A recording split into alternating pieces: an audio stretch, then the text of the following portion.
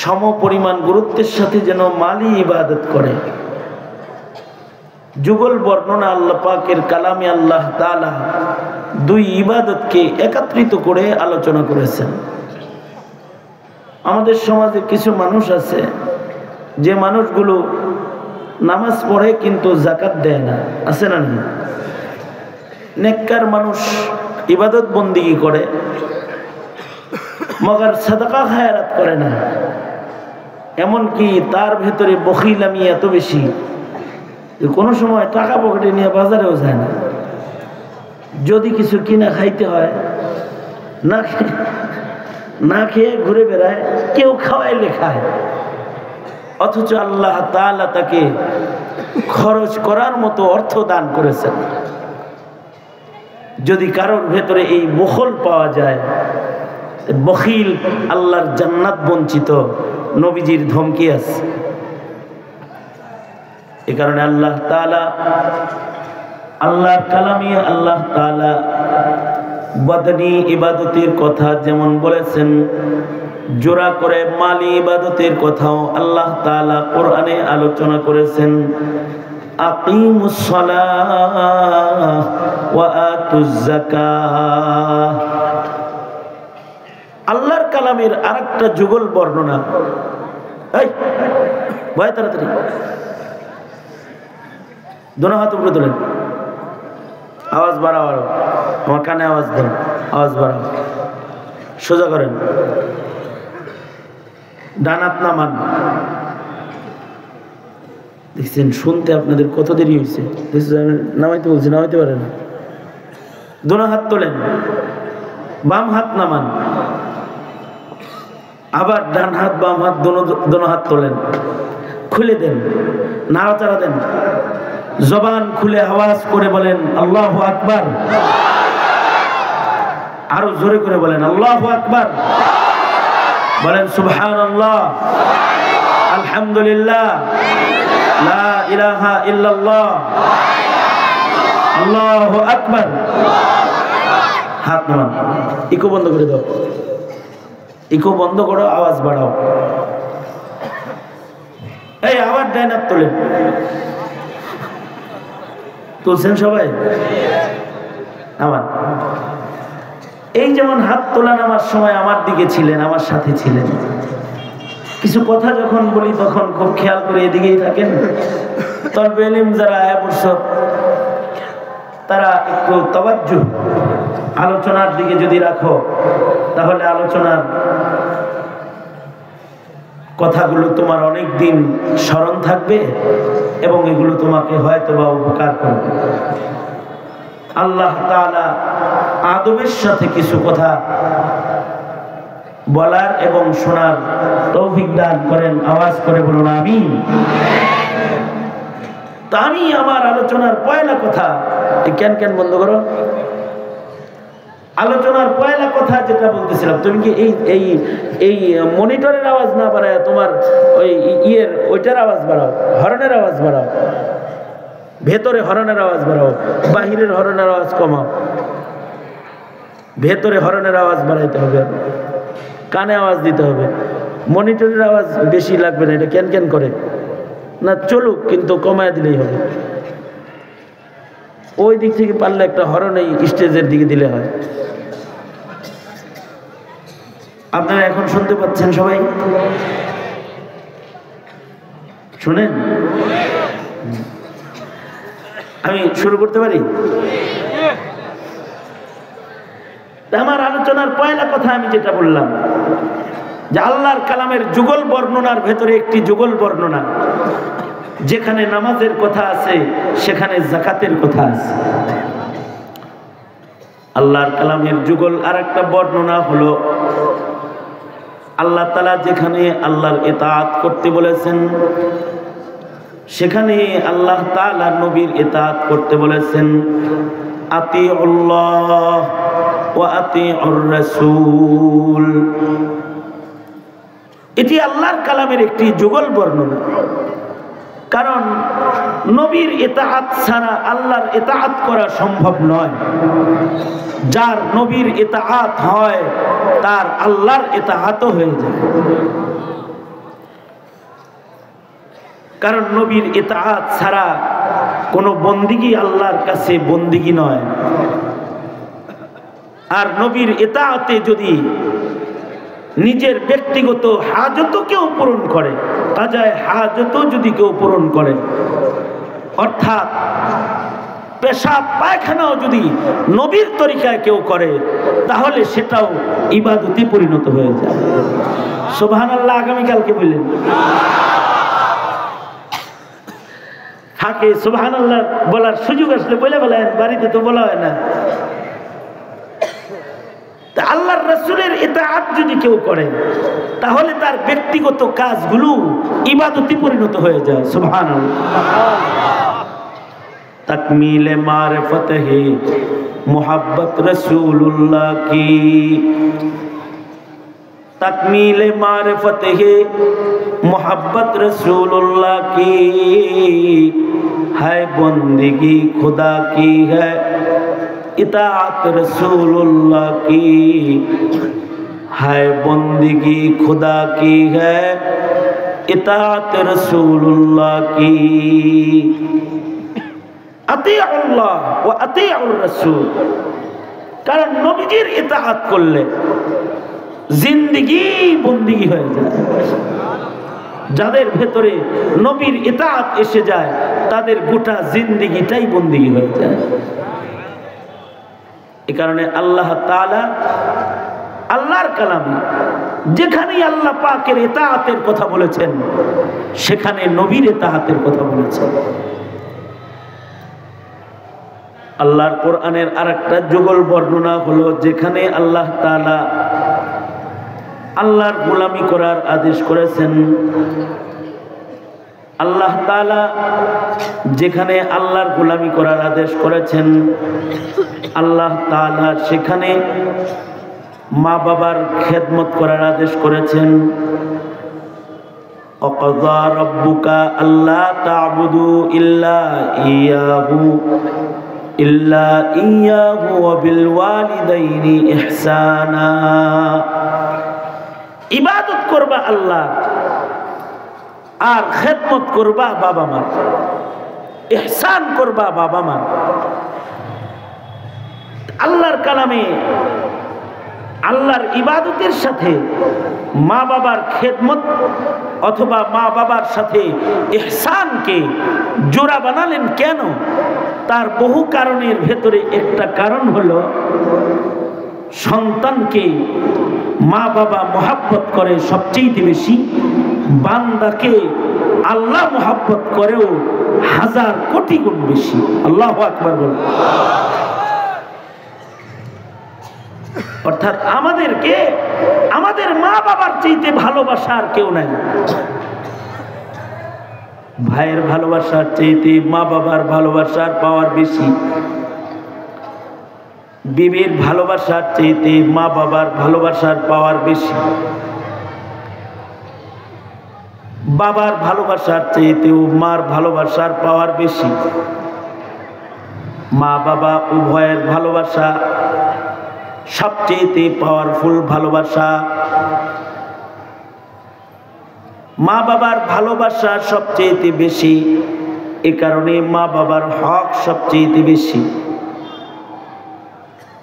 মা বাবা আমাদেরকে ভালোবাসা অধিক থাকার কারণে কঠিন সময় আমাকে আপনাকে আব্বা আম্মা লালন পালন করেছে।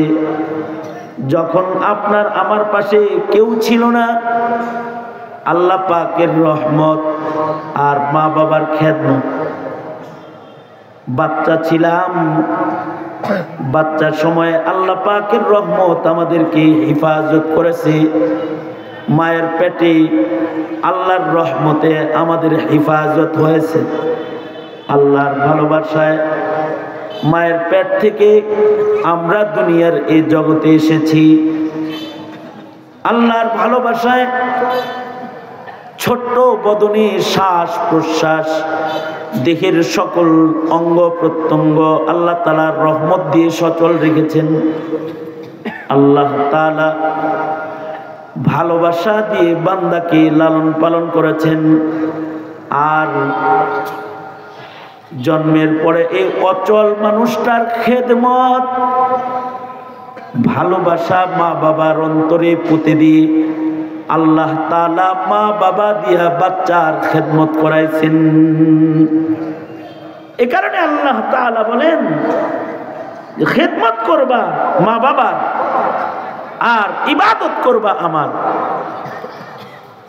বাচ্চা বয়সে তোমার উপরে ইবাদতের হুকুম ছিল না, তোমার প্রতি ছিল আমার ভালোবাসার নির্দেশনা। যখন বালেগ হইছো এবার তুমি মুকাল্লাফ, তোমার উপরে আমার ইবাদত ফরজ। তুমি যতদিন ইবাদত করার ব্যাপারে অযোগ্য ছিলে, দুর্বল ছিলে, তখন দুইজন তোমাকে ভালোবাসা দিয়ে তোমার খেদমত করেছে, এবার তুমি তাদের খেদমত করো। ইবাদত করবা আমি আল্লাহর আর খেদমত করবা মা বাবা। আশ্চর্য বিষয় হলো হাদিস শরীফের ভেতরে আল্লাহর নবী আল্লাহর ভালোবাসাটা আমাদের জন্য কেমন এইটা বুঝার জন্য নবীজি বারবার মায়ের ভালোবাসা বাবার ভালোবাসাকে উপমা হিসেবে পেশ করেছেন। বুখারী শরীফে আছে এক গাজওয়া থেকে সাহাবায়ে কেরাম কিছু কাফেরকে বন্দী করে নিয়ে এসেছে। যাদেরকে বন্দী করে এনেছে তাদের ভেতরে কিছু মহিলাও আছে, যে মহিলাগুলা গ্রেফতার হয়েছে।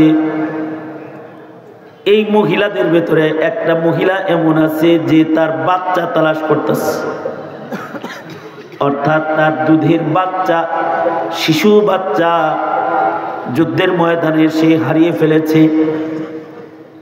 সাহাবায়ে কেরাম যখন মহিলাদেরকে বন্দী করে রেখেছে, হঠাৎ করে এই মা মহিলাটা যুদ্ধের ময়দানে তার বাচ্চাকে দেখতে পেয়েছে। আর মা তার বাচ্চা দেখার সাথে সাথে পাগলের মতো বাচ্চার দিকে দৌড় দিয়েছে, বাচ্চাটাকে বুকে নিয়েছে, নিজের স্তনের দুধ বাচ্চাকে পান করাইছে। মা যে নিজে বন্দী এ কথা মা ভুলে গেছে। সন্তান পেয়ে সন্তানকে আদর যত্ন করে খানা খাওয়াচ্ছে, বুকে লইতেছে, আদর করতেছে। সাহাবায়ে কেরাম সন্তানের প্রতি মার আবেগপূর্ণ ভালোবাসা সাহাবায়ে কেরাম নজর করে তাকায় তাকায় দেখতেছে। আল্লাহর রাসূল সাল্লাল্লাহু আলাইহি ওয়াসাল্লাম নিজেও মায়ের ভালোবাসা দেখতেছে। এক পর্যায়ে আল্লাহর রাসূল বললেন, সাহাবীরা, এ মায়ের তার বাচ্চার প্রতি ভালোবাসা যতগুণ আছে, মা তার সন্তানকে যতটুকুন আবেগ দিয়ে ভালোবাসে, তার চাইতে কোটি কোটি গুণ বেশি আবেগ আর ভালোবাসা আল্লাহর পক্ষ থেকে তার বান্দার উপরে আছে। মায়ের ভালোবাসা সন্তানের জন্য আর কেমন, তার চাইতে আল্লাহর ভালোবাসা বান্দার জন্য কোটি কোটি গুণ বেশি। আল্লাহর রাসূল সাল্লাল্লাহু আলাইহি ওয়াসাল্লাম একবার সাহাবায়ে কেরাম নবীজির সাথে চলছেন। এক সাহাবীর মাথার উপরে পাখি কিচির মিচির করতেছে। আল্লাহর রাসূল সাহাবীদেরকে বললেন, এই সাহাবীরা, তোমাদের মধ্যে কেউ কি এই যে পাখিটা মাথার উপরে উঠতেছে, মা পাখি, এর বাচ্চা কি কেউ এনেছো? যেই সাহাবী পাখির বাচ্চা চুরি করছে সে বলে, আনা ইয়া রাসূলুল্লাহ, ওগো আল্লাহর নবী, আমি আছি, আমি এই মা পাখির বাচ্চাকে বাসা থেকে নিয়ে আসছি, কারণ পাখির কিচির মিচির আওয়াজ আমার পছন্দ। আল্লাহর রাসূল বললেন, এই সাহাবী, মায়ের হৃদয়ে আল্লাহ তাআলা বাচ্চার মোহাব্বত দান করেছেন, তুমি তার বাচ্চাগুলাকে নিয়ে এসেছ, তার মায়ের কষ্ট হইতাছে, দেখো না, যাও, মাকে বাচ্চা বিচ্ছিন্ন করে তুমি কষ্ট দিবা না, কারণ মায়ের হৃদয়ে বাচ্চার মোহাব্বত আল্লাহ তাআলা দান করেছেন। যাও, তুমি এই মায়ের বাচ্চাগুলাকে ফেরত দিয়ে আসো। সাহাবী সাথে সাথে পাখির বাচ্চাগুলাকে তার মায়ের কাছে ফেরত দিয়ে দিল, চাদরটা সরাইয়া দিল। মা এসে বাচ্চাগুলার উপরে সুন্দর করে ডানা মেলে বসে গেল আর নীরব হয়ে গেল।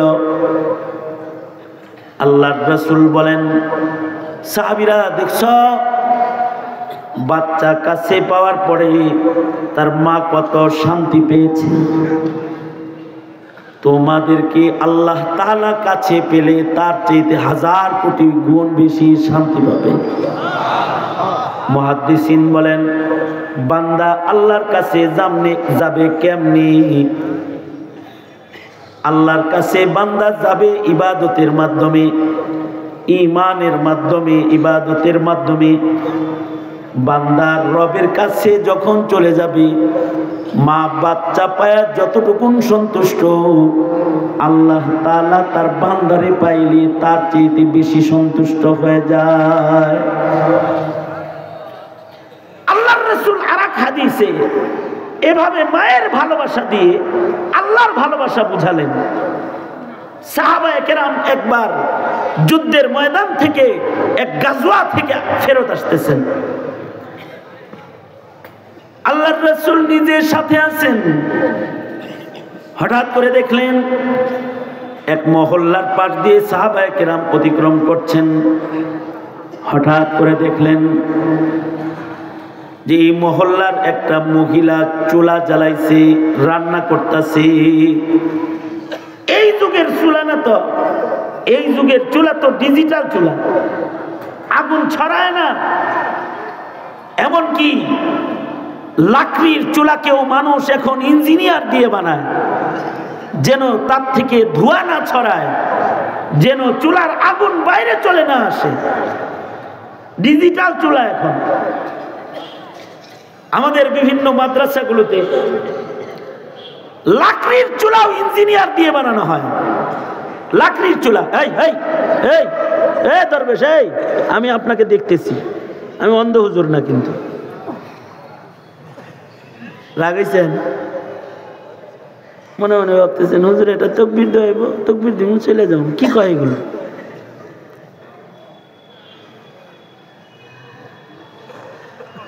আহমকের পরিচয় দেওয়া ভালো না। নাকের কাছে বসে অন্যমনস্ক হওয়া ভালো না। ইমামে আজম আবু হানিফা রহমতুল্লাহ আলাইহি ইমাম মুহাম্মদকে উঠায় দিতেন, শুধু নড়াচড়া করতে, এই জন্য পিছনে যাও।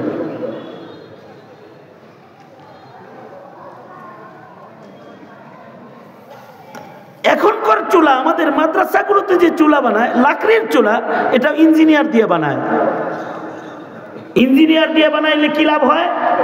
ইঞ্জিনিয়াররা এই চুলার ধোঁয়া বের হওয়ার জন্য আলাদা পাইপ দিয়ে রাস্তা করে দেয়, যে ধোঁয়া দিয়া পাকের ঘর অন্ধকার হয় না, কালি হয় না। চুলার আগুনগুলো চুলার ভেতরেই থাকে, বাইরে যায় না, লাকড়ির চুলা। কিন্তু সেই যুগ ১৫০০ বছর যুগে তার এত ইঞ্জিনিয়ার ছিল না। 3টা পাথরের উপরে পাতিল বিছায়া, পাতিল দিয়া নিচে লাকড়ি ধরাই দিত মানুষ। মা এরকম 3টা পাথরের উপরে পাতিল বসায় রান্না করতেছে। পাশ দিয়া আল্লাহর রাসূল গাজওয়াত থেকে ফেরত আসতেছেন। আল্লাহর রাসূল দেখলেন মা রান্না করতেছে, রান্নার সময় বাতাস বইছে, প্রবল বাতাস। এ মায়ের একটা সন্তান আছে, যে সন্তানটা দূরে মা খেলনা দিয়া বসায় রেখেছে। মায়ের বিচ্ছেদে সন্তানটা বারবার দূর থেকে মায়ের কাছে আসে। মা রান্না বন্ধ করে আবার বাচ্চাকে দূরে নিয়ে রেখে আসে। কিছু সময় পরে আবার বাচ্চাটা হামাগুড়ি দিয়ে আস্তে আস্তে মার কাছে আসে। মা আবার খেলনা দিয়ে বাচ্চাটাকে চুলার থেকে আবার দূরে নিয়ে বসায় দিয়ে আসে। সাহাবায়ে কেরাম দৃশ্য দেখতেছেন। আল্লাহর রাসূল বলে, সাহাবীরা এই মার দিকে নজর করে তাকায় দেখো, নিজের হাতে মা চুলা জ্বালায়ছে। তার চুলার কোনো আগুনের ফুলকি যেন বাতাসে উড়ে তার সন্তানের গায়ে না যায়, এজন্যে মায়ের কত যত্ন। সন্তানকে বারবার চুলার কাছ থেকে দূরে নিয়ে বসায় দিয়ে আসে। আবার সন্তান ফেরত আসে তো আবার মা সন্তানকে নিয়ে দূরে বসায় দিয়ে আসে। কেন এমন করে? মায়ের হৃদয়ে এই বাচ্চার জন্য একটা গভীর ভালোবাসা আছে, যে ভালোবাসার কারণে মা চায় না যে তার হাতে জ্বালানো চুলার কোনো আগুনের ফুলকি তার পেটের বাচ্চার গায়ে লাগা যাক। আল্লাহর রাসূল বলেন, এই মা যেমন পেটের সন্তানের গায়ে আগুনের ফুলকি লাগুক এটা চায় না, সাহাবীরা রে, তোমার আমার মালিক মহান আল্লাহ, তিনিও আগুনের একটা চুলা, দোজখের চুলা জ্বালাইছেন। যে আগুনের চুলার ভেতরে মহান আল্লাহ অপরাধীদেরকে ফেলবেন। আল্লাহ তাআলা কশিন কালেও চান না আল্লাহ পাকের ওয়াহদানিয়তের উপরে বিশ্বাসকারী কোন মুমিন, আল্লাহর কোন বান্দা যে আল্লাহ পাকের রুবুবিয়তের স্বীকৃতি প্রদান করেছে, এমন কোন বান্দা আল্লাহর জ্বালানো চুলার আগুনের ফুলকি আল্লাহর মাহবুব বান্দার গায়ে লাগা যাক, এটা আল্লাহ চান না। এ কারণে ক্ষণে ক্ষণে বান্দার ছোট ছোট আমলের কারণে বারবার কিন্তু মহান আল্লাহ ভালোবাসা প্রদর্শন করে বান্দাকে মাফ করে দেয়, যেন এই বান্দাটা মরার আগে গুনাহ লইয়া মরে না যায়। এটা আল্লাহ পাকের পক্ষ থেকে ভালোবাসা। কারণ ভালোবাসা তো 99% আল্লাহ তাআলা নিজের জন্য রেখেছেন। আল্লাহর ভালোবাসা লা মাহদুদ, কিন্তু আল্লাহর রাসূল বুঝানোর জন্য বলেছেন ভালোবাসা বানায় আল্লাহ 99% ভালোবাসা নিজের জন্য রেখেছেন, আর 1% বন্টন করেছেন সকল মাখলুককে। তার ভেতরে কিছু পাইছে মা, সেই ভালোবাসার যন্ত্রণাই যদি এত হয় যে নিজের চুলার আগুন নিজের সন্তানের গায়ে লাগুক, মহাব্বতের কারণে মা এটা চায় না। 99% ভালোবাসা আল্লাহ নিজের জন্য রেখেছেন। আল্লাহ কখনো চায় না বান্দা আগুনে জ্বলুক। এ কারণে এই বান্দা যখন নামাজ পড়তে যায়, মসজিদে গেলে বান্দাকে আল্লাহ তাআলা মাফ করে দেয়। বান্দা যখন কোরআন পড়ে আল্লাহ তাআলা বান্দাকে মাফ করে দেয়। বান্দা যখন ওয়াজ মাহফিলে যায়, ওয়াজ শুনে, আল্লাহ তাআলা ফেরেশতাদেরকে সাক্ষী রেখে রেখে বান্দার জিন্দেগীর সব গুনাহ আল্লাহ তাআলা মাফ করে দেয়। আল্লাহ তাআলা বারবার মাফ করে, বান্দা বারবার গুনাহ করে, আর আল্লাহ তাআলা বারবার বলে লা তাকনাতু মির রাহমাতিল্লাহ, এ আমার বান্দা তুমি তোমার রবের রহমত থেকে নিরাশ হয়ো না। বারবার তোমার গুনাহ হয়েছে, অসুবিধা নাই, আমি তোমাকে বারবার মায়ের মতো ক্ষমা করব, কারণ আমি তোমাকে তোমার মার চাইতে 1000 গুণ বেশি ভালোবাসি। বাজওয়া বাজওয়া হর আচে হস্তি বাজওয়া, বাজওয়া বাজওয়া হর আচে হস্তি বাজওয়া, घर काफिरो गुबरो बुतपुरुस्ती बाजवा, ई दरगाहे मा दरगाहे नौमीद नीस सदबार अगर तौबा शिकस्ती बाजवा, सदबार अगर তওবা শিকাস্তি বাজা। আল্লাহ তাআলা আমাদের মহব্বত করেন বেশি, এ কারণে আমরা 1000 বার অপরাধ করলে আল্লাহ 1000 বার আমাদের ক্ষমা করেন। আশ্চর্য হাদিস ইমাম মুসলিম রহমাতুল্লাহি আলাইহি মুসলিম শরীফে কিতাবুল ঈমানের ভেতরে নকল করেছেন। আল্লাহ একটা ঈমানদাররে এত ভালোবাসেন, তার যদি ইবাদত নাও থাকে, শুধু ঈমানটা যদি থাকে তার গুনাহের কারণে তাকে যখন আল্লাহ দোজখে ফেলবেন, কারণ ইবাদত নাই তো, বিচারের নিজাম, ইবাদত ছাড়া তো জান্নাতে যাইতে পারতেছে না, মিজান নেকি বদি ওজন হইতেছে, ইবাদত নাই। তো মুসলিম শরীফের রিওয়ায়াত, আল্লাহর রাসূল সাল্লাল্লাহু আলাইহি ওয়াসাল্লাম বলেন, আল্লাহ তাআলা বান্দারে জাহান্নামে ফেলবে ঠিক, কিন্তু কালিমাওয়ালা বান্দাকে, আর একটা বিষয় হলো কালিমাওয়ালা বান্দাকে কিন্তু, যার ঈমান আছে, তাকে দোজখের নিচের ভাগে আল্লাহ তাআলা ফেলবেন না। দোজখের 7টি স্তর, এর প্রথম স্তরে থাকবে ঈমানদাররা, দ্বিতীয় স্তরে ইহুদিরা, তৃতীয় স্তরে নাসারারা, চতুর্থ স্তরে সাবিঈরা, পঞ্চম স্তরে মাজুসিরা, ষষ্ঠ স্তরে মুশরিকিনরা, আর সপ্তম স্তরে মুনাফিকিনরা।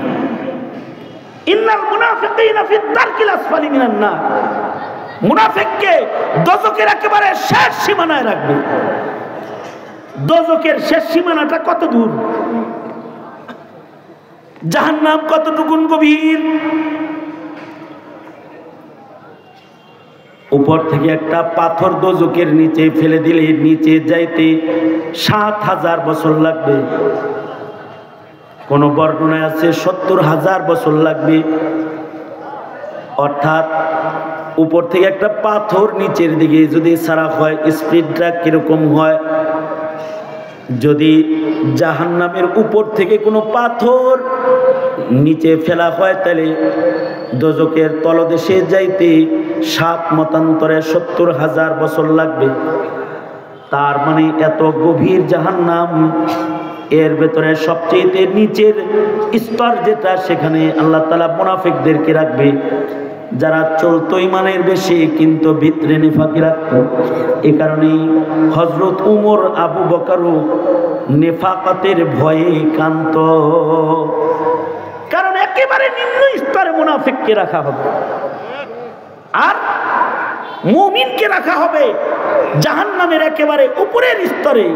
মুমিনে আসি, গুনাহগার মুমিন যারা, অর্থাৎ ঈমান আছে কিন্তু কিছু কিছু মুসলিম সমাজের দাবিদার মুমিনের ঈমান নাই, অর্থাৎ যারা ইবাদত করে না, আবার কাদিয়ানীকে নবী মনে করে, ইবাদত করে না, আবার নাস্তিক্যবাদকে সমর্থন করে। আছে না নাই? জোরে আওয়াজ করে বলেন, আছে না? ইবাদত করে না, ইসলামও মানে না, কিন্তু কোরআনের বিরোধিতা করে, মুসলমানের বিরোধিতা করে। এদের তো আসলে ঈমানই নষ্ট হয়ে গেছে কোনো কারণে, ঈমানের লিস্টে তাদের নামই নাই। অর্থাৎ কমাস কম ঈমান ঠিক আছে, কাদিয়ানীকে কাফের মনে করে, এমনকি নাস্তিক মুরতাদের শাস্তি তারা কামনা করে, এমনকি উলামায়ে কেরামের যে তর্জ নমুনা, উলামায়ে কেরামের যে আকায়েদ, আমল, এগুলোকে তারা ফলো করতে না পারলেও এগুলোর বরহক হালতকে হৃদয়ের ভেতরে লালন পালন করে। ঈমান আছে, যার ঈমান আছে তাকে আল্লাহ তাআলা দোজখে যদি ফেলেন, তো মুসলিম শরীফের হাদিস, আল্লাহ তাআলা সুবহানাল্লাহ বলার লাগে রেডি হয়ে বসেন। ঠাকুরমার ঝুড়ির গল্প না তো, মুসলিম শরীফের riwayat। ঈমানদারকে দোজখে ফেলার আগে আল্লাহ তাআলা এই ঈমানদারকে আবার মৃত্যু দান করবেন, যেন তেন কথা না। আল্লাহর রাসূল বলেছেন, মুসলিম শরীফের riwayat,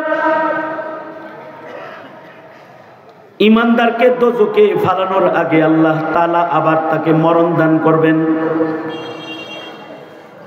অর্থাৎ ডাক্তার যেমন অপারেশন করার আগে রোগীকে অবাস করে লয় যাতে রোগী ব্যথা না পায়, আল্লাহ তাআলা অপারেশন করে তার গুনার ময়লা তার দেহের থেকে বাইর করবে। বান্দাকে ডাক্তারের চাইতে মহান আল্লাহ লাখ কোটি গুণ বেশি মহব্বত করেন। এ কারণে আল্লাহ তাআলা বান্দার অপারেশন করবেন, বান্দার মাসিয়াতের দাগগুলোকে তার দেহের থেকে আগুনে পুড়ায়া সরাইবেন। মুসলিম শরীফের রিওয়ায়াত, কালেমাওয়ালা বান্দাকে আল্লাহ তাআলা এত ভালোবাসেন, তাকে দোজখে ফেলানোর আগে তাকে আবার আল্লাহ মৃত্যু দান করবেন। বান্দার উপরে আযাব হবে, বান্দা যেন বুঝতে না পারে যে আযাব হইতেছে। আল্লাহ পাকের ভালোবাসা।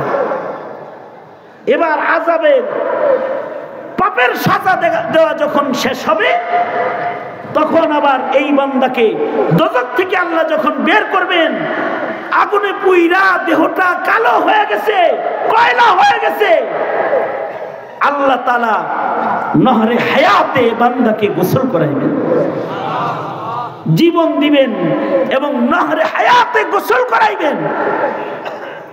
যে নহরে হায়াতে গোসল করানোর পরে বান্দার কালো বর্ণ দূর হয়ে যাবে, সুস্থ সবল সুদর্শন জান্নাতি মানুষের আকৃতি আবার এই বান্দা বান্দির ভেতরে ফেরত আসবে। আল্লাহু আকবার কাবীর। এরপরে এই বান্দাকে আল্লাহ জান্নাত দান করবে। আর কাউকে কাউকে তো নেকি নাই, গুনাহ আছে, তারপরেও বাহানা কইরা কোনো কারণে আল্লাহ তাআলা তাকে জান্নাত দিয়ে দিবেন। আলেমকে ভালোবাসত, নিজে আমল করে নাই, কিন্তু আব্দুল বাসেত খানকে ভালোবেসেছে, জুনায়েদ বাবনগরীকে ভালোবেসেছে, মামুনুল হককে ভালোবেসেছে, শাইখুল ইসলাম আল্লামা আহমদ শফিকে ভালোবেসেছে। নিজে নেককার না, উহিব্বুস সালিহিন ওয়া লাস্তু মিনহুম, নিজে নেককার না কিন্তু নেককারকে ভালোবেসেছে। আল মারউ মা মান আহাব্বা, জীবনে তার নেকি নাই, গুনাহ আছে, কিন্তু তাকেও ছোটখাটো কোনো কারণে আল্লাহ তাআলা তার প্রতি ভালোবাসা প্রকাশ করবে। সহিহ হাদিসে বর্ণিত আছে, গুনাহগারকে ময়দানে মাহশারে কিছু গুনাহগারকে তার গুণের কারণে মহান আল্লাহ দোজখে না দিয়া, নেকি কিন্তু তার নাই, দোজখে তাকে দিবে না, কিন্তু তাকে ডাকবে, এই বান্দা আয়, বান্দা আমার কাছে আয়। কোন এক গুণের কারণে আল্লাহ বান্দাকে ডেকে নিবেন, ডেকে নিয়া বান্দার মাথায় হাত রেখে আল্লাহ বলবেন এত গুনাহ করছিলি কেন? কানে কানে বলবেন, বান্দার কানের কাছে আল্লাহ ছোট্ট করে বলবেন, পৃথিবীর কাউকে শুনতে দিবেন না। আল্লাহ তাআলা বলবেন, হে আমার বান্দা এত গুনাহ করছিলি কেন? বান্দাও আল্লাহর কাছে ছোট্ট করে গোপনে বলবে, ভুল হয়ে গেছে, ভুল হয়ে গেছে, না বুঝতে করছি আমি গুনাহ। আল্লাহর রাসূল বলেন, একটা কালিমাওয়ালা মুমিনকে আল্লাহ এত ভালোবাসেন, আল্লাহ তাআলা বান্দার কানে কানে বলবেন, আমার একটা নাম আছে সত্তার। আল্লাহু আকবার, জোরে বলেন, আমার একটা নাম আছে সত্তার। আমি আমার সেই সত্তার নামের গুণ আজকে প্রকাশ করছি তোর উপরে। যা, তুই যেহেতু তোর ভুল বুঝতে পেরেছিস, যা, আমি আমার সত্তার নাম তোর উপরে জাহির করলাম, তোর সব গুনাহ ময়দানে মাহশারে আজকে আমি গোপন করে দিলাম, যা, তোকে জান্নাত দিয়ে দিলাম। আল্লাহর আরশে লেখা আছে, قال رسول الله صلى الله عليه وسلم قول الله تعالى عز وجل, আল্লাহ তাআলা বলেন, গালাবাত রহমতি আলা গযবি, সাবাকাত রহমতি গযবি, আল্লাহর আরশের উপরে আল্লাহ তাআলা লিখে রেখেছেন, এই বান্দা সাবাকাত রহমতি গাযাবি, আমার রাগ যত বেশি তার চাইতে আমার দয়া বেশি, আমার গুসা যত বেশি তার চাইতে আমার মায়া বেশি। এ কারণেই আল্লাহ তাআলা ময়দানে মাহশরে বিচারপতি হয়ে বসবেন না, বরঞ্চ হাসরের দিনের মালিক হয়ে বসবেন। মালিকি ইয়াউমিদ্দিন, তিনি বিচার দিবসের শুধু হাকিম না, বিচারপতি না, তিনি মালিকি ইয়াউমিদ্দিন, মালিকি ইয়াউমিদ্দিন। কারণ তিনি রহমান, তিনি রহিম, তিনি মালিক ইয়াউমিদ্দিন। বিচার দিবসের তিনি মালিক। মালিক বাদশার একটা অথরিটি অধিকার আছে।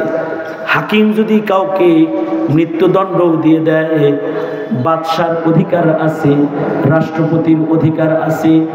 হাকিম ফাঁসির রায় দেওয়ার পরেও বাদশা ইচ্ছা করলে দেশের বাসিন্দা হিসেবে তাকে মাফ করে দিতে পারে।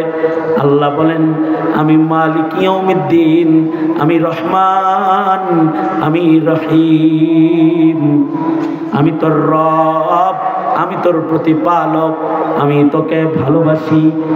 আমি বিচার দিবসের মালিক। মালিক ইচ্ছা করলে এমনিও বান্দারে মাফ করতে পারে, তবে এমনি মাফ করবে না, কোনো না কোনো কারণ বের করা তো লাগবে। নেক কাজ নাই, কোনো ওসিলা তো আবিষ্কার করা লাগবে। ওয়াবতাগু ইলাইহিল ওয়াসিলা, হে বান্দা তুমি ওসিলা তালাশ করো। যদি তুমি কোনো ওসিলা বাইর করতে পারো, তাহলে আমি রহমান, আমি রহিম, আমি মালিক ইয়াউমিদ্দিন, তোমাকে আমি গোপনে মাফ করে দিব, বাহানায় মাফ করে দিব। এমনকি আল্লাহর রাসূল বলেন, ময়দানে মাহশরে দুই কালিমাওয়ালাকে আল্লাহর রাসূল বলেন, দুই কালিমাওয়ালাকে আল্লাহ তাআলা নেক আর বদি ওজন করার পরে তাদেরকে দোজখে যাইতে আদেশ করবেন। দুজন আল্লাহর হুকুমে দোজখে যাইতে থাকবে।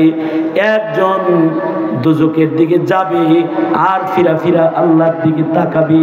আল্লাহ তাআলা বলবে, জাহান্নামে যাইতে বলছি, ফিরা ফিরা আমার দিকে তাকাস কেন রে বান্দা?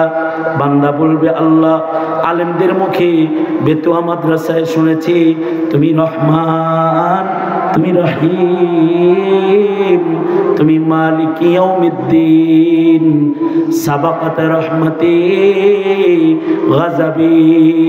ওগো আল্লাহ, তুমি না বলেছো তোমার রহমত নাকি তোমার রাগের চাইতে বেশি, তোমার মায়া তোমার গুসার চাইতে বেশি। যাই দোজখে যাই, কিন্তু ফিরা ফিরা বারবার তোমার দিকে তাকাই। যদি আবার তোমার রাগ কইমা যদি তুমি আমার রহমত দাও, আমার যদি মাফ করো, তোমার মাপটা পাওয়ার আশায় বারবার ফিরা ফিরা তোমার দিকে তাকাই। আল্লাহ তাআলা বলবেন, বান্দারে কোনো নেকি তোর নাই, কিন্তু আমার রহমতের উপরে একটা ঈমান তো তোর আছে। এই কারণে এটাকে আজকে আমি ওসিলা বানাইলাম, যা জাহান্নাম মাফ করে দিলাম, সুজা তোকে বিনা হিসাব জান্নাত দিলাম। এই দুইজনের ভিতরে আরেকজন, সে পিছনে তাকাবে না, দোজখের দিকে যাইতে থাকবে, দোজখের গেটের কাছে চলে যাবে। এবার ধাক্কা দিলে বান্দা দোজখে পড়ে যাবে। কিন্তু আল্লাহ তাআলা রহমান রহিম, দয়ালু মালিক আল্লাহ তাআলা পেছন থেকে বান্দাকে ডেকে বলবে, এই বান্দা আমার দিকে তাকা। ফিরিস্তাদের বলবে, আমার বান্দাকে দোজখে ফেলো না, তার সাথে আমার কথা বাকি আছে। বান্দাকে আল্লাহর সামনে হাজির করা হবে। আল্লাহ তাআলা এই বান্দাটাকে বলবে, তোর পাশের লোকটা বারবার আমার দিকে তাকাইলো, রহমত দিয়া আমি তাকে জান্নাত দিলাম, রহমতের আশা সে করলো, তোর কি আমার রহমতের উপরেও একটু ঈমান নাই? বান্দারে তাহলে দোজখের দিকে যাস কেন? বান্দা তখন বলবে, আল্লাহ দুনিয়াতে কত আদেশ করছ, তোমার কোনো আদেশ আমি পালন করি নাই। নামাজ পড়তে বলেছ, পড়ি নাই। রোজা রাখতে বলেছ, রাখি নাই। যাকাত দিতে বলেছ, দেই নাই। সাদাকা করতে বলেছ, করি নাই।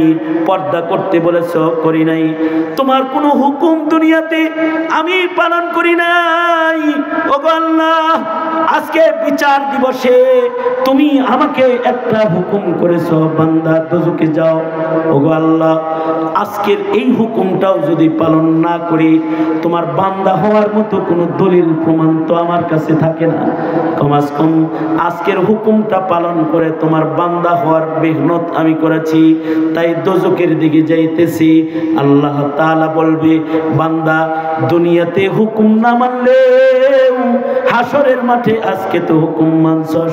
সাবাকাত রহমতি আলা গাযাবি, যা আমার গুসা কইমা গেছে, তোর উপরে দয়া আইসা গেছে, আমি তোকেও তোর জীবনের গুনাহ মাফ করে জান্নাত দিয়ে দিলাম। এটাই যদি হয় আল্লাহর দয়া পাওয়ার বাহানা, তাহলে আমি এটা বিশ্বাস করি, জমিনে যে সকল আলেমদের বয়ান আপনারা বসে বসে শোনেন, নবী তো আর পাইবেন না, নবীর ওয়াজ শুনতে পারবেন না, সাহাবী পাবেন না, সাহাবীর বয়ান শুনতে পারবেন না, নবীর কণ্ঠের তিলাওয়াত শুনতে পারবেন না, সাহাবায়ে কেরামের কণ্ঠের তিলাওয়াত শুনতে পারবেন না। আলেমদের তিলাওয়াত, আলেমদের মুখের কথা শুনতে যারা বসে থাকেন, আমি তো মনে করি আল্লাহর ইআলান সাবাকাত রহমতি আলা গাযাবি, এটাও যদি আল্লাহ তাআলা কবুল করেন, মুমকিন হতে পারে এইটাকে উসিলা করেই আল্লাহ বলবেন, আজকে তোকে হাসিনার লগে দোজখে দিতে চাই না, ইনু শাহরিয়ারের সাথে দিতে চাই না, কাদিয়ানিয়ার নাফরমান নাস্তিকের লগে তোকে হাসরে দাঁড় করাইতে চাই না। যা, তোকে আল্লামা আজিজুল হকের সাথে জান্নাত দিলাম। যা, তোকে আহমদ শফির সাথে জান্নাত দিলাম। যা, তোকে মুফতি আমিনীর সাথে জান্নাত দিলাম।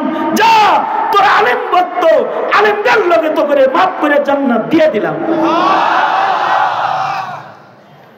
এই আখেরি জমানায় যখন দিনকে মিটিয়ে দেওয়ার জন্য সরকারিভাবে আয়োজন, 16 বছর পর্যন্ত আওয়ামী লীগ এই দেশ থেকে ইসলাম তারাইবার মেহনত করেছে, অথচ তার নেতাদের নেত্রীদের, আওয়ামী লীগের ইউনিয়নের একটা নেতাও যদি কোনো মাহফিলে আসছে, হেওয়ায় আধা ঘন্টা ওয়াজ করছে।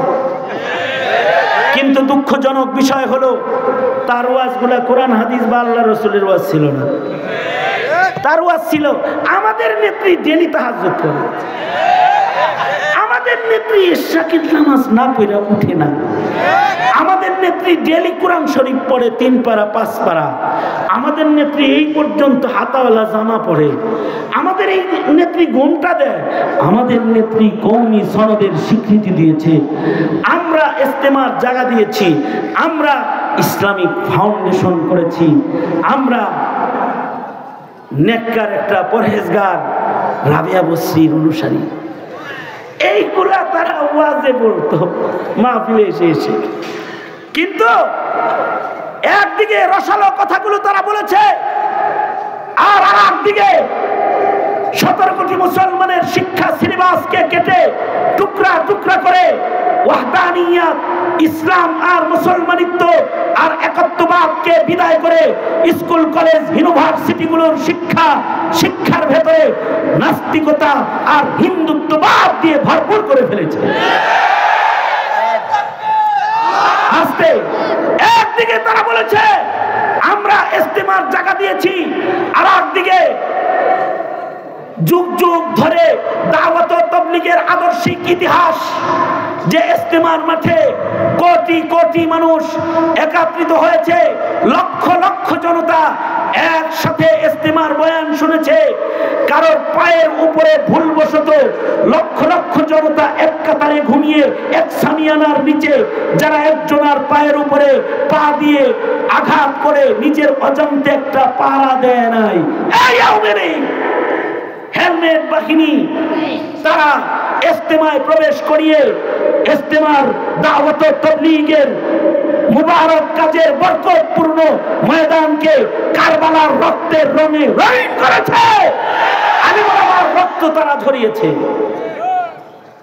শুধু তাই নয়, নাস্তিকদেরকে সংসদ সদস্য বানায় এদেশের আলেমদেরকে জেলখানায় তালাবদ্ধ করেছে, তাদেরকে আটকে রেখে লুলা আতুর বানাইবার চক্রান্ত করেছে, তাদেরকে মেরে ফেলার চক্রান্ত করেছে, কাউকে কাউকে চক্রান্ত করে শহীদ করেছে, কাউকে কাউকে বছরের পর বছর তারা জেলে তালাবদ্ধ করে রেখেছে।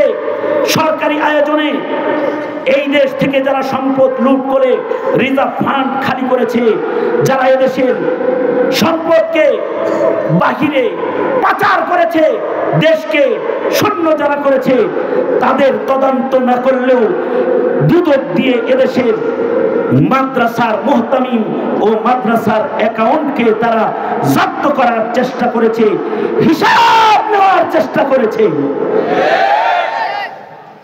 এগুলো অবশ্যই এই দেশের মাটিতে দ্বীন ও ইসলাম একাত্মবাদ রক্ষার চেষ্টা নয়, বরঞ্চ মুসলমানের চোখে কালো চশমা পড়ায় দিয়ে তাদেরকে অন্ধ বানায় তাদের সমাজে নাস্তিকতার চাষাবাদ আর কাদিয়ানির চাষাবাদ করার সুদূর প্রসারী নীল নকশার চক্রান্ত 16টি বছর পর্যন্ত আওয়ামী লীগ এদেশে বাস্তবায়ন করেছে। আল্লাহর শুকর, এদেশের আলেমরা তারা জেল খেটেছে, শাপলা চত্বরে রক্ত দিয়েছে, রাজপথে তারা লড়েছে, তারা জেলখানার কুঠুরিতে চোখের পানি ফেলে ফেলে মহান আল্লাহর কাছে দোয়া করেছে। তাদের 16 বছরের কুরবানির ফসল আবাবিল পাখি করে ছাত্র জনতাকে আল্লাহ তাআলা ময়দানে পাঠিয়েছে। আব্রাহার চাইতেও নিকৃষ্ট কায়দায় হাসিনা ও তার দোসররা দেশ ছেড়ে পলায়ন করে পালিয়েছে। আমি যখন বঙ্গভবনে যাই, গণভবনের পাশ দিয়ে যখন যাই গাড়ি নিয়ে, আর গণভবনের বেহাল দশা যখন নজর করে তাকায় দেখি, তখন আমার চিন্তা হয়, কল্পনার জগতে অনেক কিছু ভাসতে থাকে। কারণ গণভবনের পাশ দিয়ে যখন যাই তখন দেখি গণভবনের চতুর্দিকের ডবল গাঁথনির ইটকে ছাত্র জনতা খুলে ফেলেছে, চতুর্পাশের বাউন্ডারির কোনো ইট নাই। এই ছাত্ররা গণভবনে গিয়ে হাসিনার গণভবনে তার বিছানায় জুতা পায়ে দিয়ে আরাম করেছে। যা কিছু সে রান্না করেছে দুপুরে খাবার, সেগুলো দিয়ে তারা দুপুরের ভোজন করেছে। হাসিনাকে খুঁজে পায় নাই। এর আগেই আপা তিনি পলায়ন করে চলে গিয়েছে, তিনি হেলিকপ্টারে চলে উড়ে পালিয়ে চলে গেছে, তিনি থাকেন নাই। ধন্যবাদ জানাই আপাকে যে আপা স্বাধীনতার পর থেকে পৃথিবীর কোন দেশের ইতিহাস এমনটি আমরা শুনি নাই যে রাষ্ট্রপ্রধান এইভাবে উইরা পালায়া গেছে। আপনি এর একটা দৃষ্টান্ত পেশ করেছেন দেশের মাটিতে, জমিনের উপরে, যে জালেমের বিদায় কিরকম হয়, এর একটা দৃষ্টান্ত আপনি পেশ করেছেন। ধন্যবাদ জানাই আপনাকে। তবে গণভবনের দেয়ালগুলো যখন দেখি তখন মনে হয় আপা যদি পালায়া না যায়, কোনো কারণে যদি গণভবনে সাহস করে হিম্মত করে বসে থাকতো, তাইলে ছাত্র জনতা কি করত, এটা আমার কল্পনায় আসে। যে এই ছাত্র জনতা গণভবনের চতুর্দিকের ইটগুলো যেমন তুলে ফেলেছে, তুলে নিয়েছে, খুলে নিয়েছে, হাসিনা তোমাকে বাসা পাইলে তোমার গায়ের চামড়া খুলে ফেলতো। শুভ বুদ্ধি উদয় হয়েছে তোমার, যে তুমি পলায়ন করে চলে গেছো, দেশের মানুষ নাজাত পেয়েছে। আবার হুমকি দাও যে কোনো সময় আসতে পারি, ঢুকে যেতে পারি। ধন্যবাদ জানাই বাংলাদেশের বর্তমান প্রধান উপদেষ্টাকে, ধন্যবাদ জানাই তিনি এদেশের সকল রাজনৈতিক দলকে ডেকে একসাথে বসিয়ে নিজের মতকে পেশ করেছে এবং ভারতকে বৃদ্ধাঙ্গুলি প্রদর্শন করেছেন। ধন্যবাদ জানাই। হ্যাঁ, মুসলিম দেশের একজন সৈনিক হিসেবে, একজন আমির হিসেবে, মুসলিম দেশের একজন প্রধান হিসেবে এটাই করণীয় না, এর চাইতে বেশি কিছু করণীয় আছে।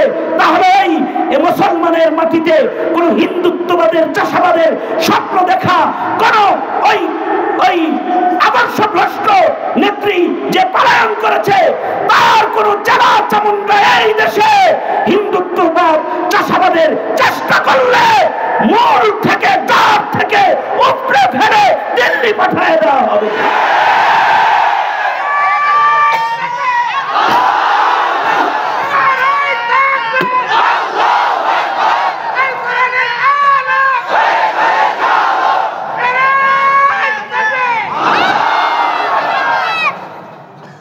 আমি ধন্যবাদ জানাই এই রায়গঞ্জের মানুষদেরকে তথা সিরাজগঞ্জকে। এজন্য ধন্যবাদ জানাই বৈষম্য বিরোধী ছাত্র আন্দোলনের ইঞ্জিন হিসেবে সিরাজগঞ্জের এই মাটির মানুষরাই কাজ করেছে। তাদের প্রতিবাদ সারা দেশে প্রতিবাদের ঝড় আর আগুন জ্বালিয়ে দিয়েছে। আল্লাহ তাআলা রায়গঞ্জের মানুষদেরকে এই হিম্মতকে আল্লাহ তাআলা কবুল করুন। এবং বর্তমানে যারা আছেন অথবা সামনে যারা দেশ চালাবেন তাদেরকে বলবো, এটা মুসলমানের দেশ, এদেশ খুদাবির মুমিনদের দেশ, এদেশ আল্লাহ প্রেমিক, নবী প্রেমিকদের দেশ। ভাওতাবাজির রাজনীতি এই মাটিতে করার চেষ্টা আপনারা করবেন না। এদেশের মুমিনেরা আল্লাহ ও আল্লাহর রাসূলকে সর্বোচ্চ ভালোবাসে, ঠিক না ঠিক? জোরে আওয়াজ করে বলেন। সুতরাং এ জাতি এই দেশে মাদ্রাসা শিক্ষা, ধর্মীয় শিক্ষা তথা ইলম ও উলামায়ে কেরামের মূল্যায়নকে দুশমনেরা নষ্ট করতে চাইবে, কিন্তু মুমিনের জামাতকে এটাকে ধরে রাখতে হবে, ঠিক কিনা? জোরে বলেন। আপনারা এই দেশের দ্বীন, ইসলাম, ধর্মীয় মূল্যবোধ এর মৌলিক চাবিকাঠি মাদারিসে কওমিয়া যেখানে হেফাজত হয়, এইটার সাথে থেকে এদেশের নাস্তিক, মুরতাদ, বেঈমানদের মোকাবেলা করতে সদা প্রস্তুত আছেন তো ইনশাআল্লাহ? আলেমদের পাশে থাকবেন তো ইনশাআল্লাহ? উলামায়ে কেরাম যেখানে, আপনারা আছেন সেখানে, ঠিক কিনা? জোরে বলেন। আরো জোরে আওয়াজ করে বলেন, আওয়াজ করে বলেন, ঠিক না ঠিক? জোরে বলেন। জানিয়ে দিতে চাই, ঐতিহাসিক সম্মেলন থেকে যেই তবলিগের সাথে মৌলবী নাই, ওই তবলিগে এদেশের মুসলমান নাই। যেই খানকার ভেতরে আলেম নাই, ওই খানকার সাথে এই দেশের মুসলমানের সম্পর্ক নাই। এমনকি যেই রাজনীতির সাথে আলেমের সমর্থন নাই, 12 কোটি 15 কোটি মুসলমান ওই রাজনীতির চৌকাতে লাঠি মারে, লাঠি মারে।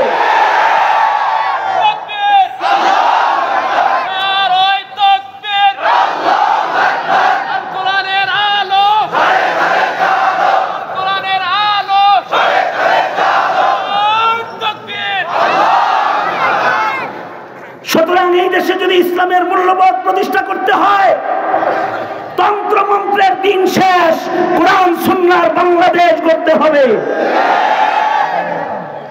কারণ কোরআন সুন্নাহর বাংলাদেশ গঠন না করলে বিডিআর হত্যার বিচার আদায় করা যাবে না, শাপলার রক্তের বিচার আদায় করা যাবে না, ঠিক কিনা? জোরে আওয়াজ করে বলেন।